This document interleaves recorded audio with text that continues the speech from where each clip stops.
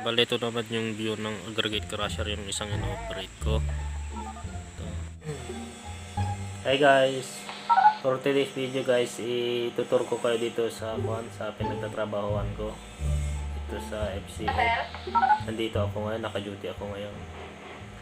Bali, dalawang area tong hinahawakan ko dito guys, yung ino-operate ko. Bali, itutur ko kayo. Yung isa sa may aggregate crusher, tapos yung isa dito sa batching plant. Mag-isa ko lang kasi ngayon guys, kasi yung isang kasama ko naka-leave, tapos naka-bakasyon naman yung iba. Bali, mag-isa ko lang ngayon dito guys, kaya itutur ko kayo ngayon dito. Bali, wala naman kaming operation ngayon guys, kaya mamasyal tayo ngayon. Kasama ko kayo guys. Yung naririnig nyo guys, may radyo din ako, pang monitor sa mga tawag kung may mga request kaming buhos.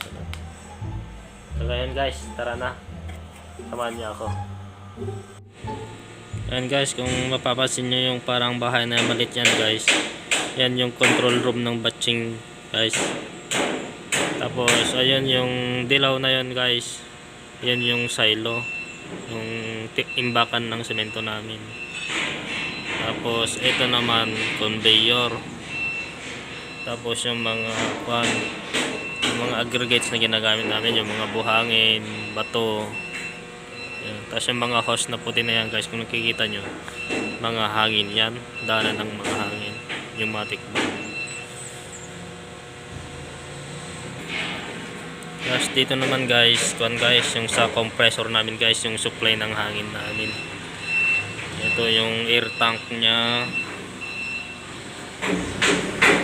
filter. Tapos ito yung sa compressor na guys, yung sa pinag-openan namin. Ito yung open lang niya dito guys. Hindi naman gagana yung batching plant guys kung walang compressor. So yun guys, nandito na tayo sa taas ng batching plant.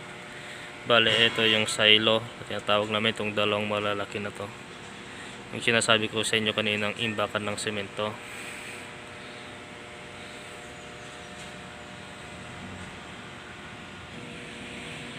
Tapos ito naman guys, yung sa central mixer, dito na naipon lahat ng mga na halo, yung mga buhangin, semento, dito na sila nahahalo. Pero pagka nahalo na guys, magbubukas yan guys, diretso na dun sa may mixer, sa transit mixer sa truck. Ayun guys, dito sa taas ng central mixer, meron silang mga dito, yung mga timbangan. Nandyan muna yung mga guys, yung buhangin, semento, naiipon muna dyan, pati yung tubig naiipon din dito. Tapos pag nakompleto na yung mga kilo nila guys, nahuhulog na sila dito sa may central mixer. Dito nahalo na sila dyan guys. Bale, ayan guys, yung sa buhangin 3/8 tsaka 3/4 yung size ng bato guys. Sa baba nun guys, may timbangan din yun guys. Pagka naabot na niya yung saktong timbang niya, sa akyat dito sa taas, iakyat nitong conveyor na to, naiipon din dito.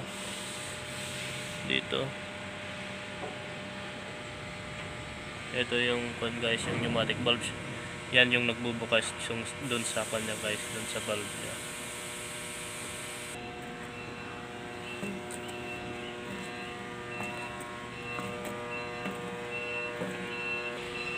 Ayun guys, papunta tayo dito sa may control room. Dito namin ino-operate yung guys, itong batching plant. Ito guys, bali sa computer namin yung automatic. Ito na siya guys, yung automatic dito sa computer. Tapos ito sa manual niya. Bali, ayan yung main switch niya guys. Bali, susi lang yung ginagamit namin dito. Ayan, open na siya.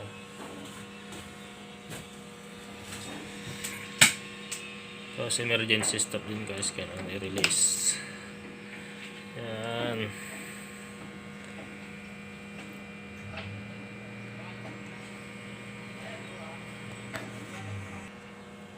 And guys, dito namin in-operate. Bali, ito yung sa buhangin, sa bato, so wala siyang 3/8. Tapos ito naman yung semento guys. Semento, ito yung tubig niya. Tapos yung mixing time niya bago babagsak sa may mixer. So yan guys.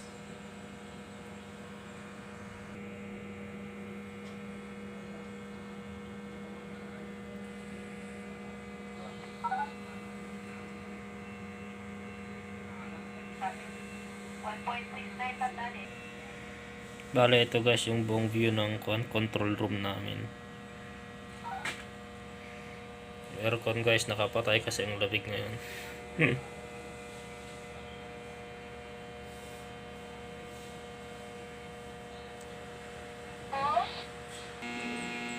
Bale, ito yung kadalasang kinakargahan namin guys, central mixer na to.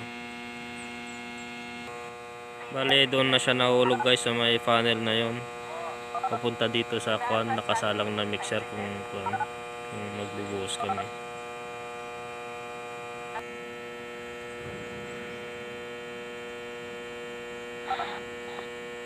Bale, yung dalawang tangke na yan guys, yun yung imbakan namin ng tubig.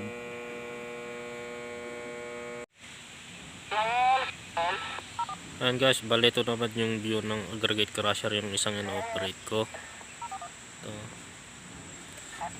Kung mapapansin nyo yung naimbak na mga dun guys, yung mga bato-bato, siya yun yung finifeed dito guys, yung sinusubo. Tara guys, pasyalan natin. Yan guys, kung nakikita nyo yan guys, dyan yung yung first step, yung guys, yung pinakargaan ng loader. Tapos papunta naman dito guys. Ayan guys, galing dyan papunta naman dito guys. Dito nadudurog yung mga bato guys. Yung mga kinakarga nya guys, yung mga materials na yan, yung mga waste galing sa mining, yung mga walang laman, galing dito guys sa vibrating feeder papunta dito sa jaw crusher. Jaw crusher guys, papunta naman sa may horizontal. Bale yan guys, yung jaw crusher. Yung discharge nyo naman guys dito sa horizontal, papunta doon sa delivery. Ito guys, dito naman papunta doon sa may vibrating screen. Bale, ito na guys yung vibrating screen namin. Bali 3 layer ito. Meron siyang shower, meron siyang shower para mahugasan yung mga buhangin. Naputit-putit nga container nito, may disposal dito. Bali dito guys, yung isang bagsakan dito, bali yung discharge nito is 3/4. Dito naman sa kabila guys, yung S1 na yan, yung buhangin. Bali yung buhangin guys, dito muna mabagsak sa classifier. Nahugasan siya ng tubig doon guys, kaya pagpunta doon sa conveyor, malinis na siya. Ito naman guys, yung isa, yung 3/8. Bali lahat yan guys, galing dito sa vibrating screen. Dito guys, nahugasan yung buhangin para matanggal yung putik. Papunta doon sa conveyor. Ito guys, bali yung mga hindi kakasya dito guys sa screen na to, parang oversize na siya. Papunta naman dito, bagsak, papunta doon sa main conveyor, pabalik doon sa cone crusher. Doon ulit madudurog yung mga guys, yung mga oversize. Tapos babalik din dito. Pagbalik dito guys, kakasya na sila dito sa may screen.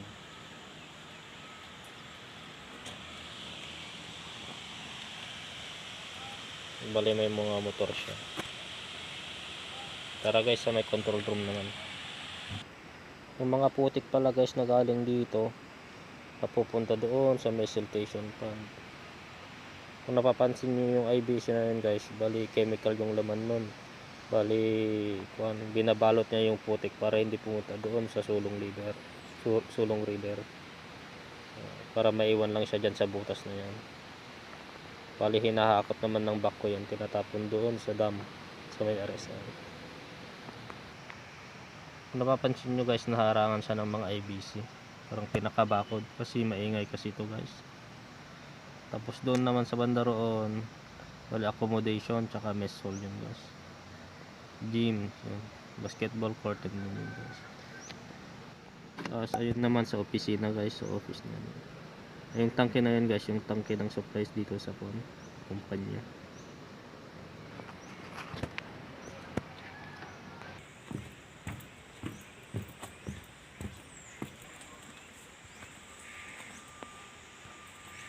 Ito naman guys, langis, bali lube pump. Siya yung nagpapatakbo dito sa kuan namin, sa cone crusher. Bali ito naman yung control room namin guys. Ayan yung production namin, yung buhangin, yung 3 port tsaka 3/8 doon sa likod.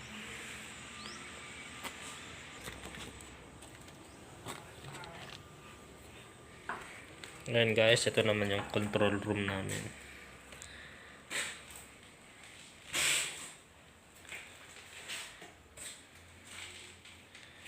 Bali manual lang sila, bali manual lahat guys. Hindi katulad dun sa batching plant na may computer, may automatic. Pero ganun din guys, mayroon din siyang emergency stop.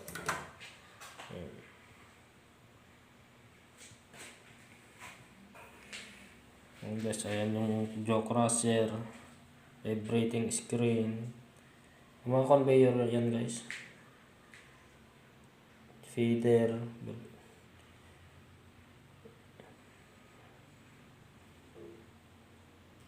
Bali itong green guys, bali on off lang ang operation nito. Itong green on, itong red stop. Ayan guys, run, stop. Bali ito yung control room namin.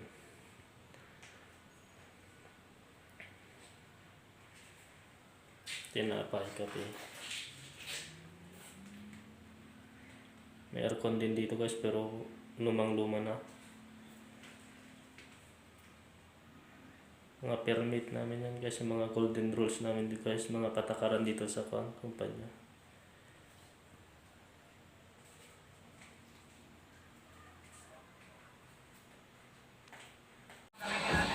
So yun guys, nandito na ulit tayo sa control room ng batching plant. Tapos na guys.